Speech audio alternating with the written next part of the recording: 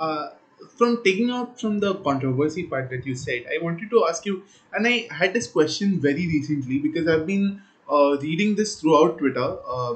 What is the deal with Khudiram Bose and Savarkar's connection? And I read an article in the Times of India that said that Khudiram Bose's ancestors have denounced it. Even Netaji Bose's ancestors have said that. There weren't any ties with Savarkar. So what is the whole story? Because everyone on Twitter is just tagging you and asking you, "Ki, what's the deal with it?" So I want to ask this in person. What's the deal with it? So unfortunately, these movie makers and so on who come up with these projects in India, most filmmakers, they don't take the time and the effort to actually research with the help and support of people who've spent a lot of time actually researching. Film is a completely different. Just as I cannot make a film or do it in the manner that they do, similarly, a filmmaker cannot do the research that I do or someone else like me does. So it needs to be a collaborative effort, but this was not to be so in this case. And so they go around making these ham-handed, statements for which they rightfully receive flack. And sadly, like how Savarkar becomes a fall guy, a lot of us who've actually researched also become the fall guy in this, trying to explain to all kinds of people. So, but the larger issue is, of course, there was no connection between Khudiram Bose and Savarkar because Savarkar was then in London, but Khudiram Bose was part of Anushilan Samiti. And Anushilan Samiti, which was the revolutionary movement, the counterpart of what Abhinav Bharat, which Savarkar brothers were associated with and founded in Maharashtra, was closely working with the two organizations were closely working with each other. And in fact, Hemchandra Das Kanungo from the Anushilan Samiti had met Savarkar in London at the India House.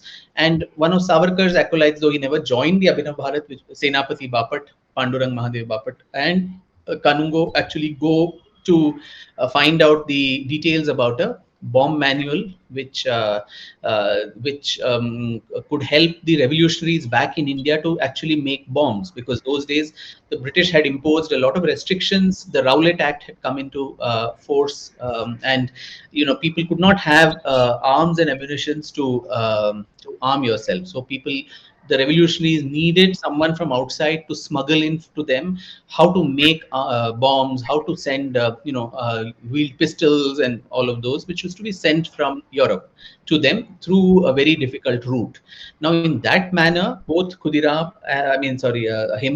and Senapati Bapat managed to go and procure a bomb manual from a Russian tailor, and then it's all in Russian, some 70 pages, which Kanungo actually takes photographs of it, and then Senapati Bapat's German girlfriend, who's in Berlin, gets it actually translated into English, and from there it is translated to multiple languages and brought back. And copies of this were sent to revolutionaries across India. So copies was found even in Nashik, when the Nashik murder case, where Anant Lakshman Kanhere, killed AMT Jackson, the collector there, and copies were found with Baba Rao Savarkar, who was Savarkar's elder brother, and he was therefore arrested and sent away to Kalapani. Similarly, copies of this was also found with the revolutionaries in Bengal of the Anushilan Samiti, and the British government, based on their own intelligence reports and investigation reports,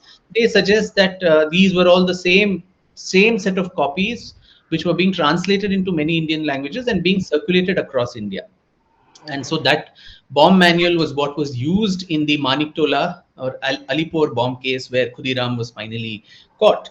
So that was by a long way. If you want to call it inspiration, then I don't know what it is, but indirectly, the work of all the revolutionaries was to do this. And unlike what we are taught in our history books, that these were all individual acts of bravery, isolated cases of foolhardy, where young men just threw some bomb on someone or killed somebody and then were hanged.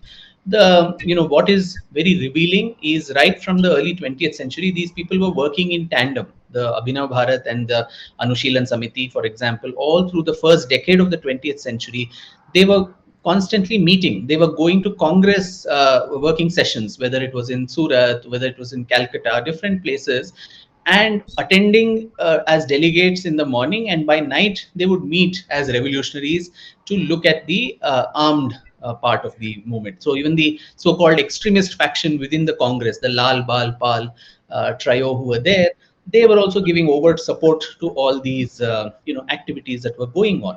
So the larger picture is not what is that inspiration and so on and so forth. The larger idea that comes through is all of these people were actually working in tandem at a time when means of communication were not as advanced as today. You could not easily just form a WhatsApp group and then communicate with each other, or get on a Zoom call like this and so on. In spite of these limitations, they were managing to work together both within India, then even outside India. When Savarkar and others went to Europe, and with him all these other revolutionaries there, Shamji Krishna Varma, Madam Bhikaji Kama, Sardar Singh Rana, they were all in Paris, whereas in London you had Madan Lal Dhingra, MPT Acharya, VVS Iyer, Sikandar Hayat Khan, several others, Lala Hardayal, who later went on also to form the Gadar Party. And the Gadar Party again further enhanced this to make it intercontinental.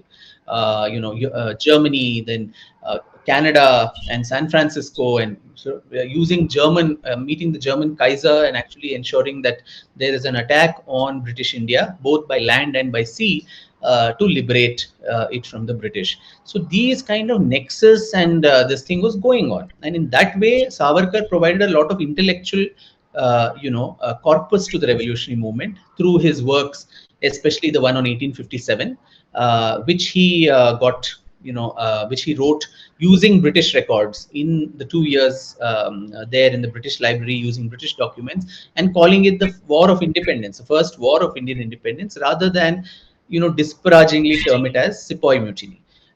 And of course, so these books, his book particularly was, it became an inspiration for revolutionaries decades later. Bhagat Singh got a copy of it. Published later. And Netaji Subhash Chandra Bose and the founder of the INA, Indian National Army, Rash Bihari Bose, also got these translated into, from languages as, ranging from Japanese to Tamil, which were all found, copies of which were found in the INA raids later by the British. So that way, it was, one can say, that there was an inspiration. Personally, Netaji had a lot of misgivings about Savarkar, particularly when he was in India. And that was at a political level, which is perfectly fine. That way, when Netaji had lots of nasty things even to say about Gandhiji, where he called him, old piece of useless furniture and all kinds of things like that. So, and politically, they were on opposite sides of the spectrum, both in the Congress and later when Netaji formed the Forward Bloc and became a part Yeah. of that. So that extent, the wordplay. So that's why these filmmakers need to understand that you can't loosely and casually use whatever words and throw it around. These are very sensitive issues. These are important characters of our history, not some, heroine whom you can make them run I around.